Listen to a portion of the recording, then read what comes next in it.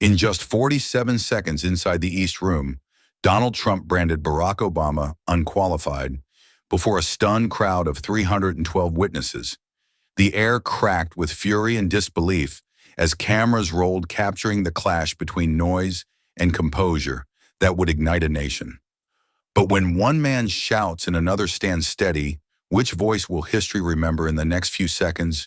You will witness the truth that they never wanted the public to know. The East Room of the White House was dressed like a stage waiting for a storm. Chandeliers glowed above in golden fire, their lights sliding across marble floors polished so bright they reflected every anxious glance. Rows of senators, governors, and community leaders sat shoulder to shoulder, their suits, stiff smiles, forced eyes locked on the podium, as if expecting an ambush. The air itself felt compressed, heavy with the unspoken truth. This was not a night of unity, but a night primed to fracture. Every cough, every whisper, every shuffle of papers echoed louder than it should, like warning shots in a battlefield where no one had yet dared to fire. Reporters pressed their pens hard against paper, scribbling lines before the words were even spoken. Cameras perched on their tripods like vultures, the red lights blinking in steady rhythm, counting down to detonation. Along the walls, aides huddled together, their whispers sharp, cutting through the silence like knives. No one breathed evenly. The atmosphere was too volatile, too thick a room full of people waiting for the match to be struck. Donald Trump stood at the podium like a man who had already chosen his weapon. His shoulders twitched, fingers drummed against the wood jaw, clenched as though chewing on the chaos he was about to unleash. His eyes scanned the crowd with a predator's instinct, flicking from face to face, measuring the unease, savoring it. He thrived on it. This was his oxygen, his theater, his empire. Tonight he would burn it brighter than ever. Across from him sat Barack Obama, framed by chandeliers but defined by stillness. His tailored suit was sharp posture, erect hands, calmly folded as though carved from stone. He did not blink at the restless energy radiating from the man at the podium. He was stillness personified, and that stillness was louder than any roar. His gaze wasn't fixed on Trump. It was cast over the audience, over the cameras, as if he were speaking not to his rival, but to the millions beyond the walls watching and waiting. The crowd felt caught between two gravitational pulls, one of noise and chaos, the other of calm and calculation. Conversations died mid-sentence. Even the air conditioning hum seemed to fade. It was silence before thunder, the stillness before glass shatters. Somewhere in the back, a reporter whispered, "This is going to be something sharp enough to send chills down the row." Trump leaned forward, grinned, sharp movements, deliberate, a performer who knew the cue had arrived. He adjusted the microphone with a flick of his wrist, savoring the screech of metal as if it were the trumpet of war. His brows arched, eyes gleaming with satisfaction. And then, with a voice that cut through the East Room, like glass on marble, he delivered the blow. Barack Obama was never qualified to lead. Not then, not now. The words detonated like a bomb, their shockwave rippling through the hall. Gasps erupted, sharp, involuntary. A senator shifted uncomfortably, a staffer's pen snapped in half, and a low murmur spread across the press row as though history itself had just been yanked off course. For one breathless moment, the East Room became a battlefield without bullets, where silence was shrapnel and stares were daggers. All eyes turned to Obama. Would he flinch? Would he fight back? Or would he let the insult hang like smoke in a suffocating room? The pause stretched unbearable, long enough to feel eternal. And in that moment, every heartbeat synced into one thought. This was no longer politics, it was war fought in words, and only one man would control the room when the dust settled. The words had detonated like a bomb, and yet the most dangerous sound in the East Room was not Trump's voice. It was what came after. Barack Obama did not rise, did not flinch, did not even shift in his chair. He sat in silence, and that silence was heavier than steel, pressing against every ribcage in the hall. The stillness spread like fire, crawling into the lungs of the crowd, until every breath was shallow, every glance sharp, every heartbeat deafening. Whispers cracked through the tension like static. A reporter muttered into his recorder, "Unbelievable." Someone in the front row let out a nervous laugh, high-pitched and brittle, only to be shushed instantly by the person beside them. Senators shifted in their seats, ties, adjusted papers, shuffled, all small movements that betrayed how suffocating the atmosphere had become. The chandeliers above seemed to tremble in their golden light, their brilliance mocking the darkness that hung between the two men. Trump basked in the silence as if it were applause. His smirk widened, his hand gripped the podium tighter, and his eyes scanned the room with the arrogance of a man who thought he had landed a knockout blow. To him, silence was surrender. To him, the room's hesitation was proof of victory. He leaned back slightly, almost daring Obama to speak, savoring the seconds as though they belonged to him. But the audience could feel it. The silence wasn't empty.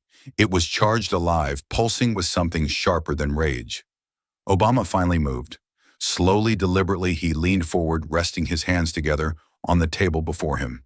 His eyes never once flickered toward Trump. They cut through the crowd, through the cameras, reaching the millions who would watch beyond those gilded walls.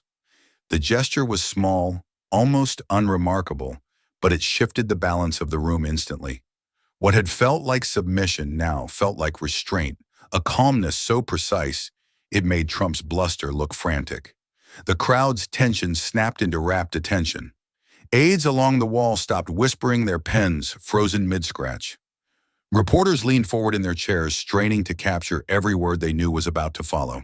Even Trump's smirk faltered slightly, the crack of doubt flashing across his expression before he masked it with a tight grin. Then Obama spoke. His tone was steady low, yet it sliced through the air sharper than any shout. Leadership, he said, his gaze unwavering, isn't about showmanship. It's about responsibility. The words hit with the force of a gavel final, an undeniable echoing off marble walls and through the fragile hearts of everyone listening.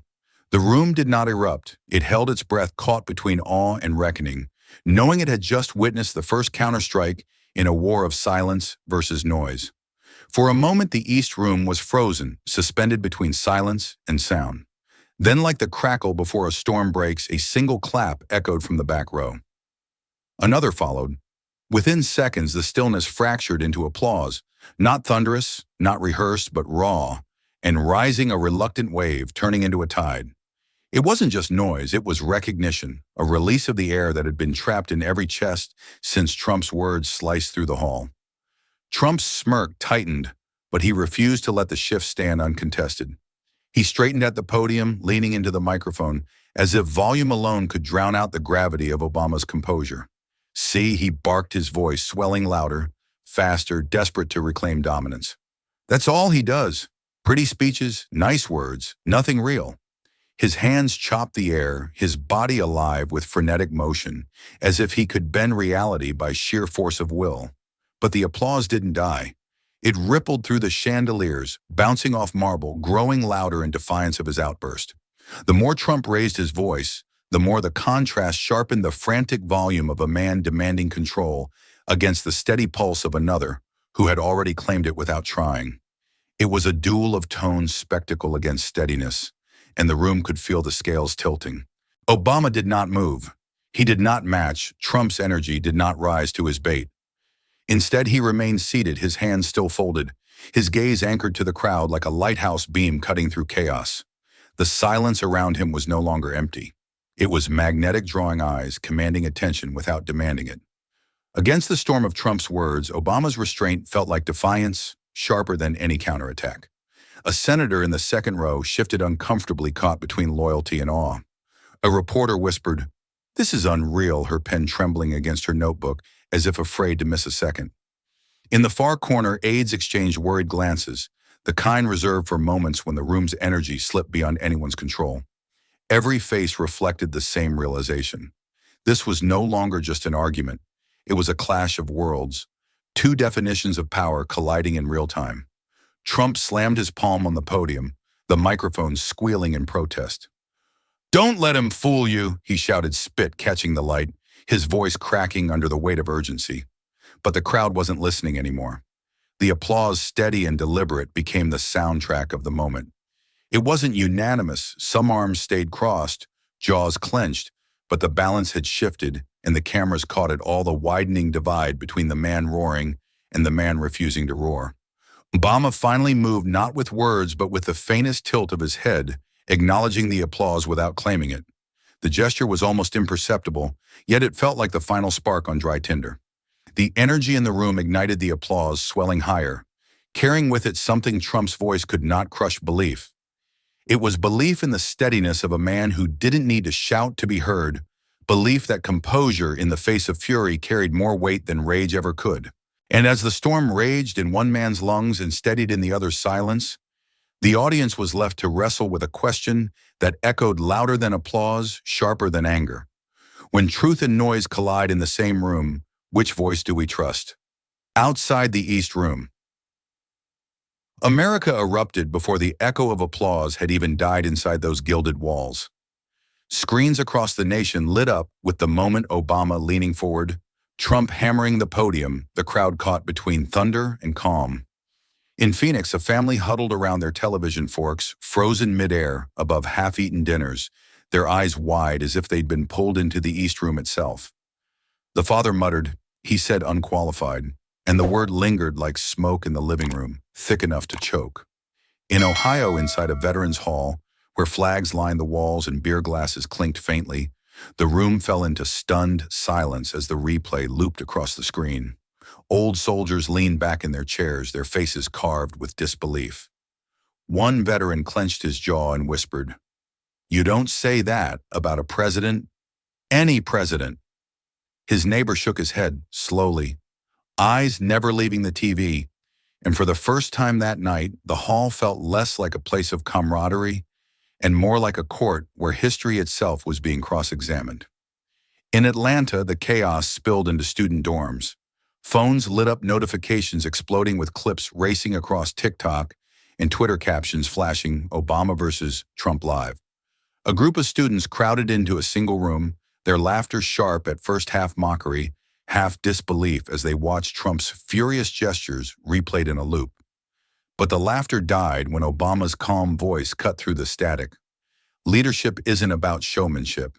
It's about responsibility. The room fell quiet and one student whispered, "Damn." He didn't even raise his voice. The montage grew sharper, faster, like quick cuts in an action film. In a crowded diner in Indiana, a waitress paused with a tray balanced on her shoulder, her eyes fixed on the screen behind the counter. The chatter of customers dimmed around her forks, scraping plates, a radio humming faintly in the background. She set the tray down, leaned closer, and after a long breath, she said softly, almost to herself, "I didn't agree with everything, but I felt respected." Her words slipped into the silence like a match into gasoline, sparking nods from strangers who hadn't spoken all night. In living rooms, in bars, in dorms, the reactions splintered: outrage, pride, disbelief, laughter. But the thread tying them together was the same: no one could look away. Clips spread faster than the speed of thought, each replay adding new weight, new fire, new divisions. Some viewers clenched fists in anger, others smiled with pride.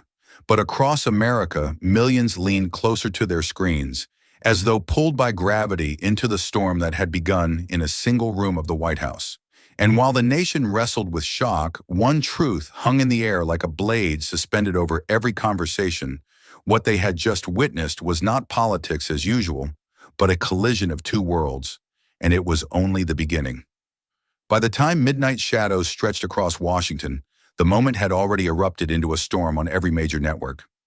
CNN, MSNBC, and Fox blasted it on split screens, the image looping endlessly, Obama leaning forward, eyes steady, voice low as he said, "Real strength doesn't need to shout." Anchors leaned over their desks with urgency in their voices, dissecting every syllable, every pause, every flicker of Trump's face, as if they were replaying the final seconds before an explosion. The screen itself felt like a battlefield, one square showing applause, another showing Trump's fury, a third showing the country tearing itself in two. On CNN, Anderson Cooper's voice cut through the noise with surgical precision. "Watch his body language," he said as the clip rolled again. The contrast is staggering, one man steady, the other unraveling. A digital clock in the corner of the screen ticked mercilessly forward, but the replay froze, time trapping America in the electricity of those 15 seconds. Viewers across the nation gripped their remotes tighter, caught in the magnetism of repetition, as though the truth would reveal itself more sharply the 10th time than it had the first. MSNBC turned the moment into a symphony of analysis. Rachel Maddow leaned into the camera, her tone hushed but urgent, her hand cutting the air as she replayed the line 3 times in succession. Real strength doesn't need to shout. The studio lights gleamed off her glasses as she whispered almost reverently, "That is statesmanship in real time." The words didn't just echo, they rang like a gavel hammering down on the debate of the night. In the control room, producers knew they had their clip, the one destined to be replayed, not for hours but for years. And yet on Fox, the tone was different, sharper, defensive, a counterstrike against the growing tide. The Chiron screamed, "Obama grandstands, Trump stays firm." The host's voice rose like artillery fire, insisting, "This is classic theater." Trump spoke truth. Obama played to the crowd. But even there, cracks showed. A conservative panelist shifted uncomfortably, cleared his throat, and muttered, "I didn't always agree with him. But that composure, that's what leadership looks like." The silence that followed in the studio was more damning than any headline. The tornado whirled faster, tribal lines hardening even as recognition seeped through the cracks. On social media, hashtags divided into warring camps. Hashtag loud and strong clashing against hashtag steady strength. Clips ricocheted across timelines at the speed of thought, each one fueling the storm, each one drawing sharper lines in the sand. The media was no longer reporting the story, it was fanning its flames, amplifying every flicker of tension until the entire nation was lit in red and blue. And yet beneath the fury of sound bites and the artillery fire of talking heads, one undeniable current surged. It wasn't about who shouted louder on the networks or whose Chiron was more explosive. It was the image of Obama, calm, deliberate, immovable, etched into America's screens like a watermark of steadiness against chaos. Even the voices sworn to dismiss him felt it in their bones.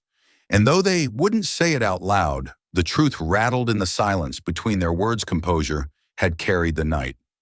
The tornado of coverage hadn't even slowed when Trump launched his counterattack. His thumbs pounded against his phone long after midnight, tweet after tweet, firing into the digital night like flares from a sinking ship. "Fake media Obama weak. I'm the president, not him." The words glowed in harsh capitals, but the more he typed, the more they drowned beneath the rising flood of clips replaying Obama's calmness. Screens across the nation weren't showing Trump's fury. They were looping his opponent's steadiness over and over until it became a drumbeat. Fox opened its late-night hotline, Trump's voice crackling through the airwaves, his tone pitched higher than usual. He raged about bias, about betrayal, about how the cameras had lied to the people. His sentences tumbled over each other, a man racing against silence, desperate to fill every second with noise. But while his voice stormed through one network, the other channels replayed Obama's line again. Real strength doesn't need to shout. It was quieter, slower, steadier, and somehow far louder. On timelines, the split widened like a fault line tearing through the nation. One side amplified Trump's fire hashtag, screaming, hashtag loud and strong. The other carried Obama's stillness like a banner pushing hashtag steady strength into global trending. TikTok loops played the moment on repeat, teens adding captions like, "He didn't even blink," while veterans stitched reactions of quiet nods. For every shout, there was an echo of silence, and the echoes carried farther. Trump tried again, late-night call-ins, morning show rants, promises of rallies that would prove who the people really follow. But the harder he pushed, the clearer the contrast became. Performance on one side, principle on the other. The battle wasn't equal, and the crowd watching from their screens could feel it. They weren't comparing policy or party lines anymore. They were watching two men reveal in real time what leadership meant when the spotlight burned hottest. The emotional peak tore through the country like lightning, splitting living rooms, dividing dinner tables, igniting dorm halls. Some clung to the noise, insisting volume was power. Others felt pulled toward the calm, realizing composure had its own gravity. And for millions, the question dug deeper than the headlines scrolling across the bottom of their screens. It reached into memory, into history, into the choice of what moments truly last. Because when the hashtags fade, when the broadcasts end, when the spin is buried under tomorrow's chaos, one truth lingers in the silence of a nation that watched it unfold. Does leadership survive in headlines or in the memory of those who lived it? The room had not recovered from the storm of applause When Obama leaned forward again, his voice calm, but edged with something heavier memory. He did not match Trump's frantic energy. Instead, he opened a ledger that no one could deny the lived history of crises that had tested a nation. When the financial system collapsed, he began his tone steady. We didn't point fingers. We acted. We saved families from losing everything. His words weren't fire, they were weight, each syllable dropping like iron on the marble floor. The crowd hushed, drawn tighter, their eyes locked on him as if the East Room itself had transformed into a courtroom. Obama continued listing the scars of leadership one by one. When the auto industry was on its knees, we made choices that weren't popular, but we kept factories alive. We kept people working. We kept hope alive in cities that would have gone dark. His cadence was deliberate, the rhythm of a surgeon explaining each incision, each stitch, each life saved. Against this calm dissection, Trump's theatrics seemed small noise drowning in the shadow of receipts. Cameras zoomed in on faces, a young student in the back row leaning forward, her lips parted as if every word weighed on her shoulders. A veteran in uniform gripping the arm of his chair, jaw clenched not in anger, but in recognition. Obama pressed on. When Ebola threatened to spread beyond borders, we didn't deny it. We built a global response team, sent doctors coordinated with allies, and stopped it before it became a catastrophe. The silence that followed was not empty. It was reverent, a collective breath taken in awe of the contrast unfolding. Trump shifted at the podium, his smirk faltering into a twitch. His fingers tapped against the wood, restless, desperate to cut through the calm that was slipping the room from his grasp. But Obama gave him no space. When greed on Wall Street brought America to the brink, we passed reforms. Not because it was easy, not because it was popular, but because protecting the savings of working families is more important than protecting applause. The line cracked through the air like a gavel, final, undeniable. The Veterans Hall in Ohio, the student dorms in Atlanta, the diners in Indiana, all watching live, felt it as the crowd inside the East Room stirred. Students stood clapping softly at first, then louder. Veterans rose to their feet, their applause steady, deliberate like soldiers, saluting a truth too clear to ignore. The hall was no longer divided between red and blue, between parties and slogans. It was split between performance and principle, between noise and results. Obama's voice did not rise, but his final words in that ledger landed with a force that shook the hall to its core. He leaned back slightly, his gaze unbroken, his tone as precise as the moment demanded. That's what leadership looks like. Not slogans. Results. The applause erupted louder now, not chaotic, but unified, a sound that made the chandeliers tremble above and the cameras surge forward. And in that instant, the East Room felt less like a hall of politics and more like a reckoning where receipts weighed heavier than rage. The applause still thundered when Trump lunged forward, his grip tightening on the podium, like a man clinging to control slipping through his fingers. His voice ripped into the air, jagged and sharp, cutting across the ovation. Stories, he barked the word, echoing off marble like a gunshot. That doesn't fix anything. His hands slashed through the air, frantic, desperate, as if motion itself could shatter the spell Obama had cast. But the energy in the room shifted again, and this time not in his favor. The applause faltered, scattered claps, still lingering, like embers after a fire, but the storm that had just swept the room refused to reignite for him. Senators stared at their shoes, aides fumbled their papers, reporters scribbled, but with none of the urgency from minutes before.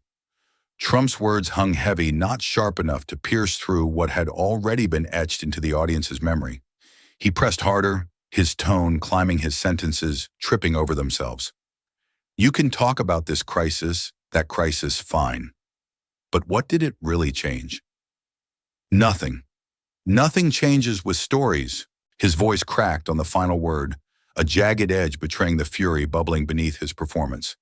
Cameras zoomed in, catching the sweat on his brow, the tightness in his jaw. It wasn't dominance. It was desperation masquerading as strength.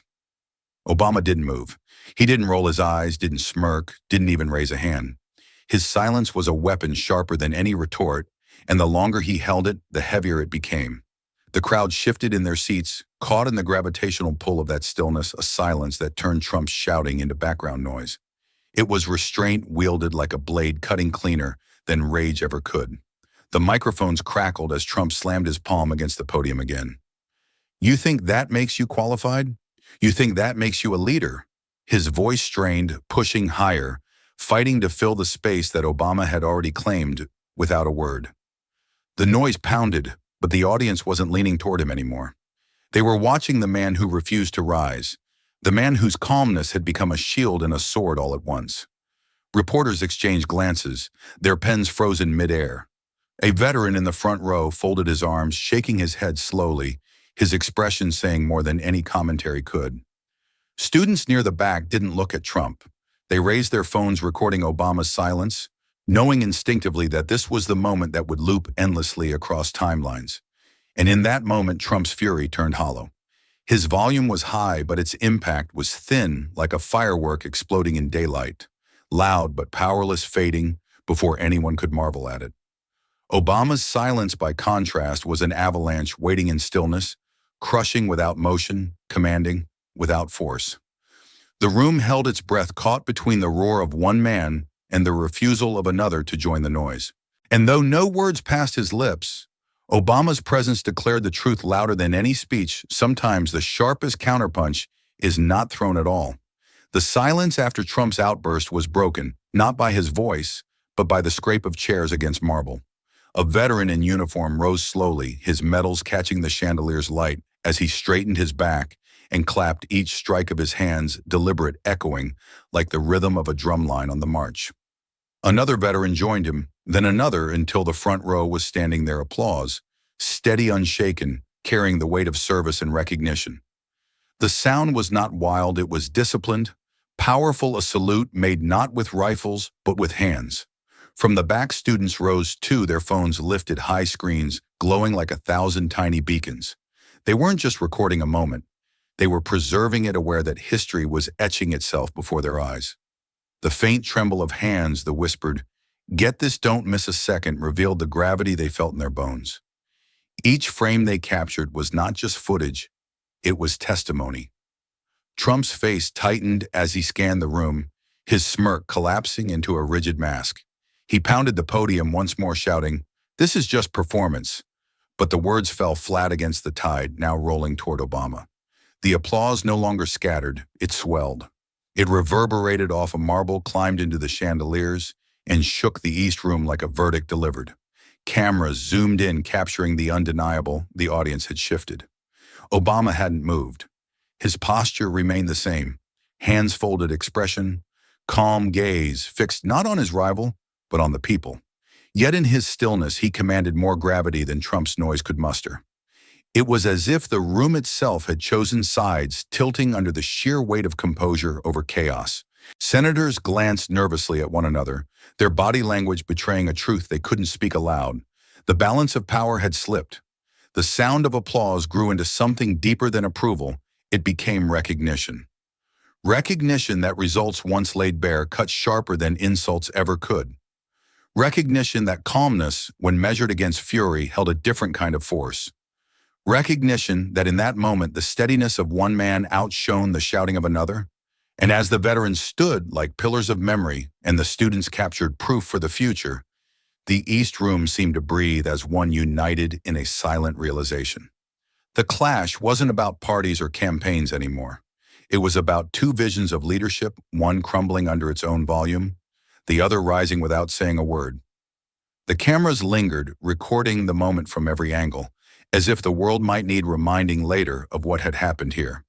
And as the applause rolled on unbroken, the question hung heavier than any sound that had filled the hall that night.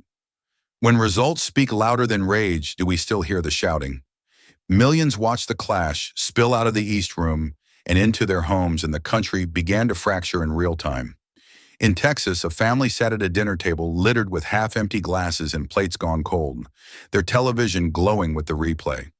The father slammed his fork down, veins rising on his neck. "Trump's right words don't change a damn thing," he barked, his voice rattling the dishes. Across from him, his teenage son leaned forward, eyes wide, whispering back, "But Dad," he didn't yell. He didn't even flinch. The silence that followed wasn't about politics, it was about which kind of strength the family believed in. In New York City, a yellow cab rolled through the chaos of late-night traffic, its radio tuned to live analysis. The driver gripped the wheel knuckles white as the commentators replayed Obama's words. Real strength doesn't need to shout.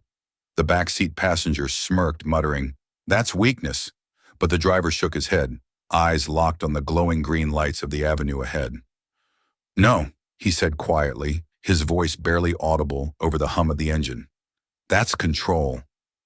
The cab kept moving, but the air inside was thick with tension, as if the argument had carved itself into the night. On the other side of the country, a classroom in California buzzed with the aftermath the next morning. The teacher, gray-haired but sharp-eyed, wrote the line on the board in thick black marker. "Leadership isn't about showmanship. It's about responsibility." Students whispered, exchanged glances, some rolling their eyes while others copied the words as if they were scripture. One girl in the front row raised her hand, her voice trembling. "Can we talk about that in class today? Because I've never heard it put that way." The teacher nodded, and for a moment the classroom felt less like a lesson in civics and more like a front line in a battle for meaning. The divisions spread like cracks across glass, families clashing, strangers debating students, questioning, but beneath the fractures, a strange unity pulsed. Everyone, no matter what side they fell on, was talking about the same thing, the same moment, the same collision of silence and noise. In a diner in Ohio, veterans sat with their children, plates untouched, as the news replayed. One daughter leaned against her father's shoulder, her voice low, almost afraid to break the tension. "That's the first time," she whispered. "I believe someone was steady." Her father's eyes glistened, and he didn't answer. He didn't need to. Across America, the storm raged in living rooms, cabs, classrooms, and diners, each conversation a spark in the fire that had ignited from a single moment. Unity wasn't found in agreement, but in the undeniable weight of what they had all seen. And though voices argued, clashed, and broke apart, one truth lingered like smoke in every room: America was no longer watching, it was choosing. By dawn, the battlefield had shifted from marble floors to glowing screens. Obama's voice, low and steady, replayed in endless TikTok loops. "The office doesn't make the man makes the office." Each clip was cut, remixed, slowed, captioned, then hurled back into the digital storm. Hashtags ignited like sparks in dry brush. Hashtag steady strength, clashing against hashtag not noise. And the country's pulse began to beat in sync with a single line that refused to die. On Twitter, the clip exploded into trending territory, looping with captions like, "He didn't even raise his voice," and "Strength is calm, not chaos." Instagram Reels flooded with side-by-side edits, one frame showing Trump pounding the podium, the other showing Obama leaning forward, hands clasped, eyes steady. The contrast needed no commentary. It was cinematic in itself. Millions of views turned into tens of millions, and by sunrise, the phrase had embedded itself into America's bloodstream like an anthem. In college campuses across the nation, the wave became a movement. At Howard University, students gathered in dorm lounges, their phones held high, replaying the clip with stunned silence before breaking into cheers. In California, a professor walked into class only to find the line already scrawled across the whiteboard by students before the lecture began. On campuses in Ohio, Arizona, New York, students plastered dorm walls with printed captions: "Not noise, strength." The new generation wasn't just watching, they were claiming ownership of the narrative, stamping their belief into the digital ether. The emotional crescendo surged higher with every repost. Teens lip-synced the line on TikTok, their faces serious, their captions daring. This is what leadership looks like. Veterans stitched reactions, nodding quietly, their uniforms in frame, as the words played again. Even critics couldn't resist quoting it, some grudgingly, some with awe, acknowledging that the delivery, controlled, precise, had pierced the chaos like a blade through fog. The noise of politics blurred into the background. What remained was a single truth, replayed in silence, that millions could feel in their bones. And then came the twist. What had begun as a viral moment turned into something larger when students began marching across campuses, holding cardboard signs that read simply, "The man makes the office." It wasn't protest, not yet. It was a declaration, a claim of identity from a generation raised in noise, but starved for steadiness. News helicopters caught aerial footage of quad lawns, dotted with crowds. Their chants not of anger but of quiet strength, their voices echoing the line that had become theirs. Screens, classrooms, dorm halls. Quads the echo traveled like electricity, unstoppable, contagious. It wasn't just a clip anymore. It was a mirror held up to the nation. And as millions replayed it again and again, the question became unavoidable in an age addicted to spectacle. Why was it silence that captured their hearts? The roar of hashtags still echoed through the country when Trump struck back, his voice cutting through the East Room like a desperate flare. He gripped the podium as if it were the last anchor holding him steady, his knuckles pale, his chest heaving. "Don't forget," he shouted, his words trembling at the edges. "I'm the president, not him." The line hit the air like a gunshot that misfired, loud but hollow its echo, carrying not authority but something dangerously close to a plea. The audience shifted, restless, the applause that once seemed automatic now absent. Cameras zoomed in, capturing every flicker of his expression, the tight jaw, the narrowed eyes, the sweat glistening under the chandelier light. The words were meant to remind, to command, but instead they revealed the crack beneath the armor, a man clinging to the title as proof of his power. For the first time, his proclamation felt less like dominance and more like a question he needed the room to answer for him. Obama remained still, his silence once again, more powerful than the shout that tried to pierce it. He didn't lean forward, didn't smirk, didn't raise a hand to claim ground that was already his. The restraint became its own gravity, pulling the attention of the crowd away from Trump's volume and toward the quiet presence seated just feet away. It was composure against desperation, legitimacy against noise, and the difference grew sharper with every second. Reporters scribbled furiously, some shaking their heads, others murmuring into recorders that sounded defensive. A senator coughed loudly, the sound more like an attempt to cut the tension than anything else, but it only drew more eyes toward Trump's unraveling.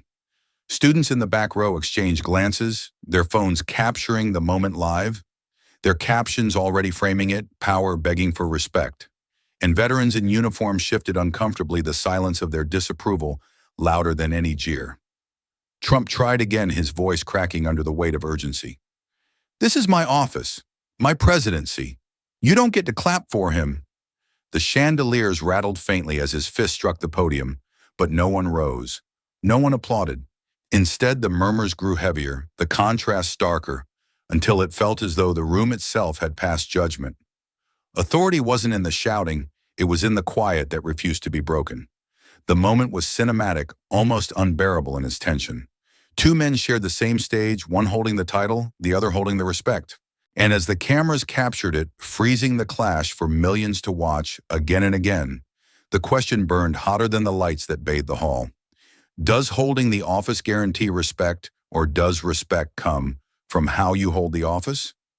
The room was still trembling from Trump's plea when Obama finally leaned forward, his eyes steady, his voice calm, but cutting through the chaos like a blade of light.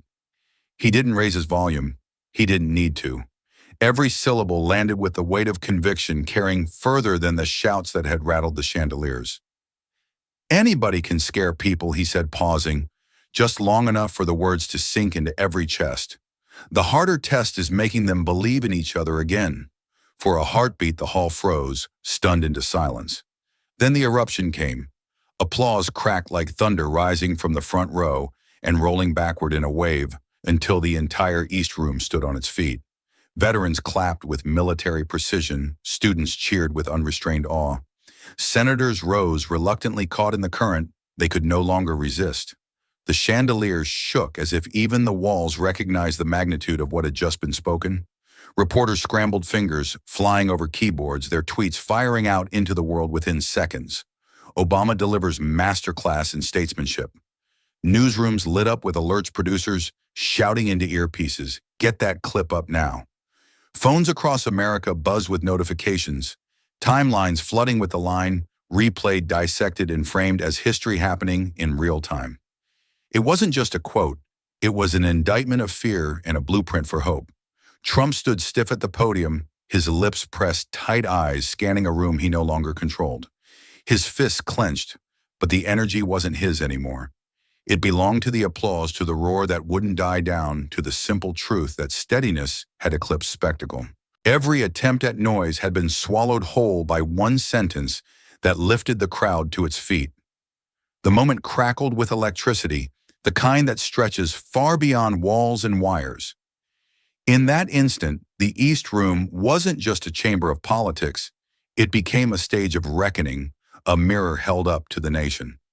And as the ovation thundered on, the air carried a feeling that hadn't touched Washington in years, hope raw and undeniable, rising above the noise like a signal fire. The ovation thundered on, swallowing every corner of the East Room, and when it finally ebbed, the silence left in its wake was even louder. Senators sat rigid, their arms crossed tightly against their chests, as if bracing for the weight of what had just unfolded. Aides exchanged worried glances along the walls, their pens tapping nervously against clipboards, the kind of body language that betrayed what no one dared to say out loud. The balance of power in the room had shifted. Cameras swept across the hall and the lenses didn't lie. Trump stood alone at the podium, the applause having abandoned him like a tide receding from shore. His jaw tightened, and he tried to summon fire. "America first," he shouted, his words bouncing against marble walls that no longer carried their weight. Once that line had electrified rallies, igniting chants that shook stadiums. But here in the aftermath of Obama's calm conviction, it sounded thin, stripped of its thunder hollow, like a drum beaten in an empty room. Even the cameras caught it, the wide shot framing a man demanding loyalty from an audience that was already somewhere else. Reporters scribbled with renewed frenzy, their eyes darting between Trump's clenched fists and Obama's composed stillness. The contrast was undeniable: humiliation against dignity, noise against presence. Obama didn't move, didn't gloat, didn't need to. The restraint itself was victory, magnifying every flinch, every crack in Trump's performance. It was a duel where one man swung harder and the other won by simply refusing to swing at all. The audience felt the tilt, their reactions no longer split evenly. Veterans remained on their feet a moment longer, their applause measured but unwavering. Students whispered furiously as their phones captured the shot of Trump, isolated the glow of screens framing him as smaller, almost diminished beneath the weight of the chandelier light. The room was no longer undecided. It had chosen, even if half its faces still tried to mask the truth. The narrative had shifted irreversibly, and everyone inside could feel it. America first had been hurled like a lifeline, but it fell limp in the water, unable to pull back what had already been lost. And as the cameras rolled on, capturing not just the words but the body language, the sweat, the silence, the scene crystallized into something larger than politics. It became the image of a man standing alone, his volume, no match for the quiet authority seated just a few feet away. The cameras kept rolling long after the words had faded, capturing faces that looked less like spectators and more like witnesses. In the back row, a Howard University student lowered her phone, her voice trembling as she whispered to her friend, "This is history." The words slipped into the air like prophecy, caught by the microphone of another student nearby. And within hours, the clip of her whisper was stitched into the footage of Obama's calm defiance. By midnight, it was everywhere. The viral surge was unstoppable. On TikTok, the clip played over slow-motion edits of Obama leaning forward, his voice steady against Trump's shouts, the caption flashing, "This is history." On Twitter, it became a refrain, retweeted by journalists, veterans, teachers, and teenagers who had never before shared the same language of politics. Instagram Reels turned the line into a soundtrack layered over cheering crowds and quiet nods. Millions didn't just watch, they felt pulled into a moment that seemed to fold the weight of decades into a single evening.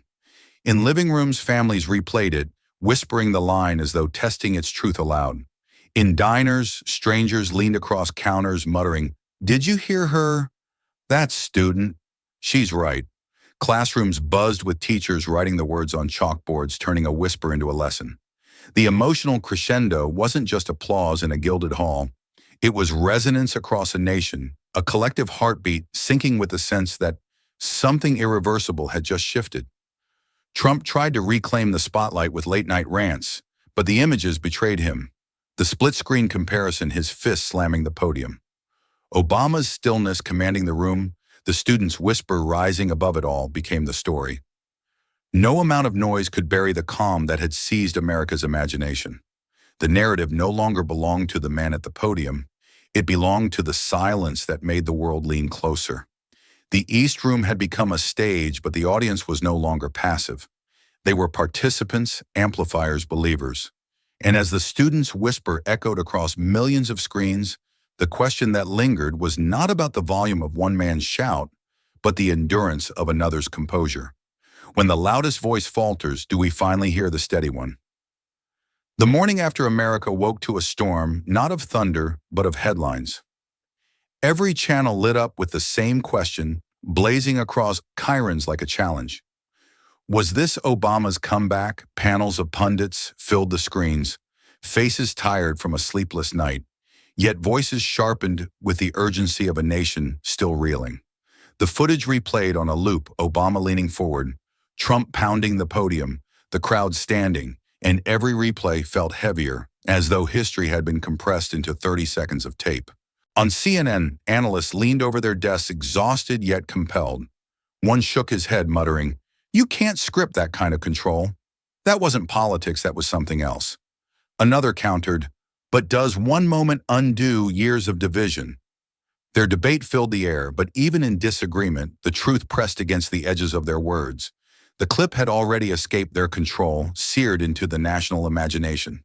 MSNBC framed it as inevitability. Their hosts replayed the line again. "Anybody can scare people. The harder test is making them believe in each other again." Rachel Maddow whispered over it almost reverently. "That's a master class." Producers cut between her commentary and footage of students marching on campuses, veterans saluting televisions in quiet bars, and hashtags dominating the trending column. The narrative was no longer speculative, it was living, breathing proof that the ground had shifted. Fox fought back, but fatigue hung heavy even in their voices. "This is overblown," one host barked. Trump was firm he didn't back down. But the panelist next to him sighed audibly, eyes fixed on the screen, and admitted, "Still." Obama looked like the steady one. The silence that followed in the studio was telling a pause too long for television, betraying the fracture beneath the surface. Even resistance was cracking under the weight of what millions had already decided they saw. Late-night comedians pounced on the moment with glee. Monologues lit up with side-by-side reenactments, actors pounding podiums, then freezing into deadpan calm, the punchline obvious without words. Audiences roared laughter, booming as the line, "The office doesn't make the man," echoed across comedy stages. What was satire on those stages had been dead serious in the East Room, but the power of it was the same. The image had burned itself into culture. Through it all, the fatigue of pundits clashed with the clarity of the public. Experts argued, dissected, spun scenarios in endless circles. But outside the studios, America had already made up its mind. Clips dominated feeds, shaping not just headlines, but dinner conversations, sermons, and classroom debates. The noise of panels couldn't outpace the clarity of a single truth replayed millions of times. When the nation looked back at the clash, they didn't remember the shout. They remembered the stillness. By midday, the moment had escaped the grasp of politicians and pundits. It was no longer about campaigns or headlines. It had seeped into classrooms, kitchens, pulpits, and coffee shops, becoming part of the nation's living conversation. In a high school in California, chalk screeched across the blackboard as a teacher wrote in bold letters, "Real strength doesn't need to shout." Students leaned forward in their seats, some skeptical, some inspired, but all aware they weren't just reading a quote. They were confronting a question about what leadership meant. In Ohio, a middle school history teacher dimmed the lights and replayed the clip, his students staring at the projector screen as Obama's calm voice filled the room. "Anybody can scare people," the voice echoed, steady and unshaken. "The harder test is making them believe in each other again." The class was silent, the kind of silence not born from boredom, but from awe. A boy in the back raised his hand slowly and whispered, "That sounds like something we'll read about in textbooks someday." Churches echoed with the same refrain. In Atlanta, a pastor stood before his congregation, Bible open but sermon shifted. "Scripture tells us not to walk in fear, but in faith," he said, his voice rising with conviction. "And last night we heard a reminder, anybody can scare people. The real test is giving them hope." The congregation erupted in applause, not for politics, but for the resonance of truth spoken plainly. In that moment, the line became more than commentary. It became gospel woven into the rhythm of Sunday sermons. Coffee shops buzzed with the energy of debate baristas, pausing mid-order as televisions above the counter replayed the clash. Strangers argued across tables, one insisting volume was strength, another insisting composure was power. Yet even in disagreement, they quoted the same lines, repeating Obama's words as if they had been etched into the country's collective vocabulary overnight. It was no longer about who won the room. It was about what those words meant for everyone outside it. In living rooms, families pressed pause on the clip, rewinding again and again to watch the expression on Obama's face, the stillness in his hands. Some parents pointed at the screen and told their children, "This is how you lead." Not with noise, but with presence. In dorms, students plastered walls with printed quotes, taping them like banners of defiance against a culture of chaos. On factory floors, workers passed phones back and forth, nodding quietly as if the line had spoken directly to the exhaustion of their daily lives. By evening, it was clear the moment had transcended politics and crossed into culture. Obama's words were no longer just part of a debate inside the East Room. They had been absorbed into sermons, lessons, family talks, and late-night arguments across the nation. And as America repeated them, sometimes with pride, sometimes with resistance, the question buried inside those words grew louder. What kind of strength do we really trust? Trump hit the road within days, his rallies swelling with red hats and roaring crowds, stadium speakers blasting like cannons. He walked onto stages with fists raised high, his voice booming, his insults sharper, his gestures wilder, as if sheer force could erase the stillness that had overtaken him in the East Room. "Obama talks pretty, but he's weak," he thundered, pounding the lectern until the microphone screeched. The audience cheered, flags waved, but even in the chaos, the echoes felt thinner, less permanent, like smoke that disappears into the night sky. Each rally grew louder, more frantic. He mocked, jeered, and spat out new nicknames designed to sting, but the lines didn't land the way they once had. Where his words used to dominate headlines, now they competed against looping clips of Obama's calmness, replayed on phones held up even inside his own events. Some supporters shouted louder to drown it out, but others stood with folded arms, their silence a quiet rebellion against the noise. Trump pushed harder, his veins visible, his face red with the strain of a man fighting shadows. Networks broadcast the rallies live, yet their coverage betrayed him. Side-by-side comparisons filled screens, Trump's shouting against Obama's steady gaze, one voice roaring the other, whispering across millions of replays. Pundits no longer asked who won the clash. They asked why the louder man seemed smaller. Each insult hurled became more desperate, each punchline forced, and still the audience at home leaned toward the calm, not the chaos.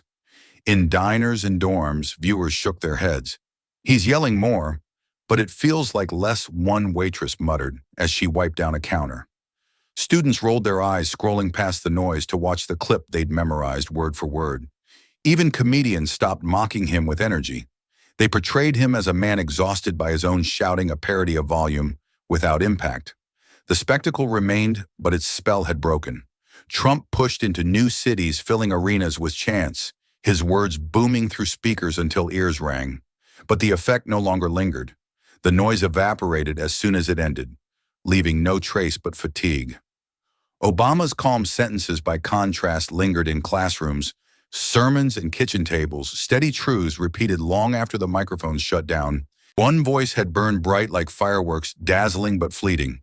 The other had sunk into the nation like stone dropped in water ripples, spreading outward, unstoppable. By the end of the week, it was clear his struggle was no longer against Obama. It was against the echo of his own voice. Louder, sharper, more frequent, but less remembered. And as the cameras captured his face under the glare of stadium lights, his mouth open in fury, the nation asked the question he couldn't silence. Do louder echoos fade faster than steady truths? One afternoon in the East Room hardened into something larger than a political clash. It became a memory etched into the bones of a nation. The clip no longer belonged to the networks or the pundits. It belonged to the people who carried it forward, repeating its lines until they sounded less like politics and more like folklore. Students, veterans, workers, pastors, all found fragments of themselves in those words, and with every retelling, the story grew heavier, sharper, immortal.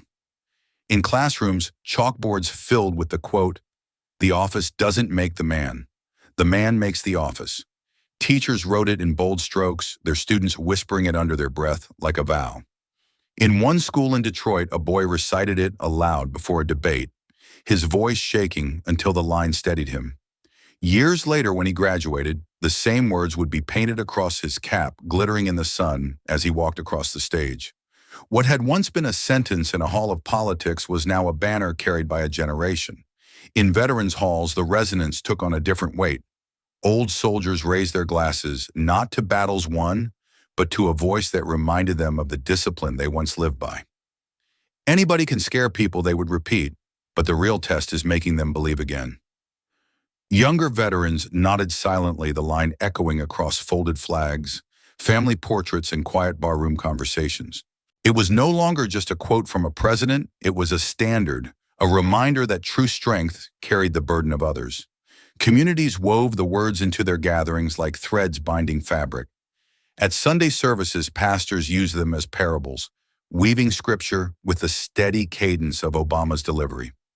In union halls, organizers printed the line on flyers, holding them up during meetings as a rallying cry. Mothers repeated it to their children when fear of the world outside grew too heavy, telling them that strength wasn't found in shouting, it was found in holding steady. The story transcended its origin. It became myth, the kind passed down around tables and whispered in quiet moments. And like all folklore, it outlasted the noise that birthed it. The image of Trump pounding the podium blurred with time, reduced to a footnote, while the stillness of Obama leaning forward remained sharp, untouchable. For years after students scrawled his words on dorm walls, veterans inscribed them in speeches, communities carried them in marches. The clash had been one afternoon, but the echo was generational, a living reminder that truth once spoken with composure outlives rage. The nation no longer spoke of who won that day. They spoke of the line, of the silence, of the steadiness that rose above noise. And as the years rolled forward, that single afternoon became a story told not with bitterness, but with reverence, a story of how for one moment America was reminded of the difference between power performed and leadership earned. It was no longer politics, it was legend. The storm of applause had faded, but the final line refused to leave the air. Obama's voice lingered in the silence like an echo carved into stone. The man makes the office. It was not shouted, not thrown like a weapon. It was placed carefully, a truth so sharp in its simplicity that it cut deeper than any insult could.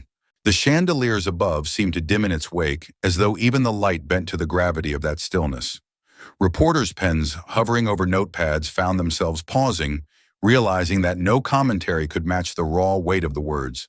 Some wrote them down anyway, pressing harder into the paper, as if afraid time itself might try to erase them. A senator leaned back in his chair, eyes lowered, his crossed arms loosened, not out of agreement, but out of defeat. It was the kind of silence that forces every person in the room to look inward, measuring themselves against the line that had just been spoken. Trump stood rigid at the podium, his mouth half open as if ready to retort, but no reply came. The words had sealed the moment, leaving no space for volume, no stage for rage. His figure, once commanding, seemed smaller against the composure, seated just a few feet away. For the first time, the title president looked fragile, stripped bare of its armor, revealed as something only as strong as the man who carried it. The East Room exhaled a collective release of tension that had stretched too long. Applause flickered again, not wild, not forced, but steady and respectful, the kind reserved not for spectacle, but for truth. Students lowered their phones, no longer recording, but absorbing, their eyes wide with the dawning realization that history was not always loud. Veterans nodded quietly, their hands folded, the line striking chords only those who had carried responsibility could truly hear. And in that quiet, the storm ended, not with fireworks, not with shouting, but with stillness. The air carried the weight of a lesson too often forgotten, that dignity needs no amplification, that composure speaks louder than fury, and that when the noise dies down, only truth remains. The nation had come searching for spectacle, but left with something else, a reminder that the calm after the storm can be more powerful than the storm itself. When the noise of the East Room finally drained away, What lingered was not a voice, but a weight. Leadership in its truest form revealed itself not in the hammering of podiums or the fury of slogans, but in the way one man carried silence as if it were responsibility itself. Obama's composure had become the lesson that the office is not armor, and power is not the volume of a voice, it is the burden borne when the world is watching and waiting for you to falter. The crowd, still caught between awe and disbelief, found themselves breathing slower, quieter as though the very air demanded reverence. The applause had been thunderous, then softened, then gone entirely, leaving only stillness. In that stillness, something larger than politics settled into the room, the recognition that silence can be as commanding as any speech, that steadiness is not weakness, but strength refined. It was a truth everyone present felt press against their chests, undeniable and immovable. Reporters stopped scribbling, their pens hovering above paper, realizing that the story they had come to capture was no longer about an argument, it was about a revelation. Students lowered their phones, aware that no more footage was needed. History had already been written in the calmest ink. Even Trump, who had wielded noise like a weapon, was left staring at a battlefield. He no longer controlled his silence, no longer strategic, but imposed. The irony was inescapable. The man who shouted was unheard, while the man who held silence commanded the room. The climax wasn't in words, but in absence. The storm had reached its end, and what remained was quiet. The applause that once shook the chandeliers flickered out like the final notes of an anthem, replaced by stillness so sharp it bordered on sacred. In that stillness, the East Room transformed into something beyond politics, beyond theater, beyond rivalry. It became a mirror reflecting a choice America would carry far beyond those marble walls. Because the question wasn't just about two men locked in a clash of styles, it was about the nation itself, about whether it believed leadership meant noise or responsibility, performance, or presence, rage or restraint. And as the last echoes died, as the cameras dimmed and the crowd dispersed, the weight of that choice remained unresolved, but unavoidable. The moment slipped into memory, but not into obscurity. It pulsed outward through living rooms, classrooms, pulpits, and screens, leaving behind a truth as raw as it was simple. Silence, when carried with dignity, has the power to outlast fury. And as the lights dimmed on the East Room, the question rose like smoke over a battlefield, drifting into every corner of the country. When the next storm comes, will America reward the loudest or the truest? True leadership is not proven in moments of noise, but in the calm strength to carry responsibility when others crumble. Obama's restraint in the East Room reminds us that dignity, composure, and truth can outlast the loudest shouts. In our own lives, whether at work, in family, or in community, it is not volume that earns trust, it is steadiness when storms arrive. For those over 50 who have weathered decades of challenges, your quiet wisdom and lived experience are your greatest strength. The question is, when the next storm comes, will you choose to be loud or to be steady? Thank you for watching until this moment and for standing with us on this journey for justice. Your support means everything. Like, subscribe, and turn on notifications so you never miss what's next. And we'd love to hear your thoughts. Leave a comment below and let us know what moved you most in this story. Together, our voices make a difference.